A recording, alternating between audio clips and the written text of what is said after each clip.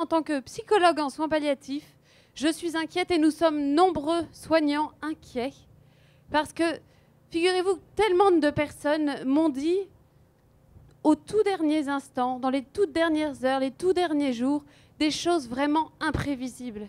Combien de personnes m'ont dit « ça y est, j'ai fini mon travail, c'est bon, j'ai tout dit, c'est pas la peine de revenir, madame, vous êtes bien gentille ».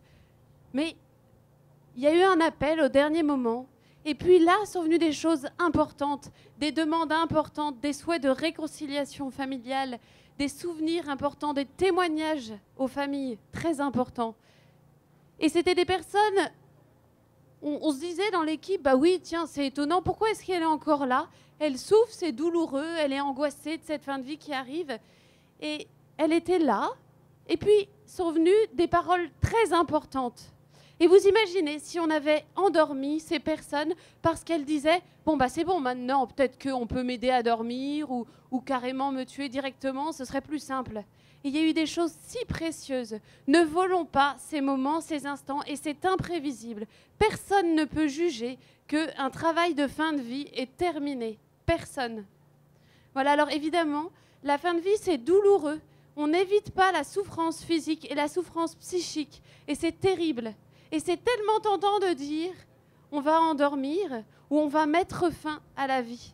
Mais quel vol, quelle euthanasie sociale. C'est tellement dommage et c'est tellement grave. Voilà, c'est justement au moment où les angoisses existentielles les plus profondes sont réveillées que la personne peut être dans un état tellement douloureux qu'elle dit vite, vite, endormez-moi que ça se termine. Mais c'est là que ça commence. C'est là qu'on grandit. C'est là qu'on mûrit en fin de vie. Et alors, ces courts instants deviennent les plus précieux de la vie. Vraiment, ça, j'en suis témoin. Ne volons pas ces moments. Pile au moment où tout peut s'ouvrir. Et c'est précieux pour la personne, c'est précieux pour la famille, c'est précieux pour les proches, c'est précieux pour les soignants, pour notre société tout entière aussi.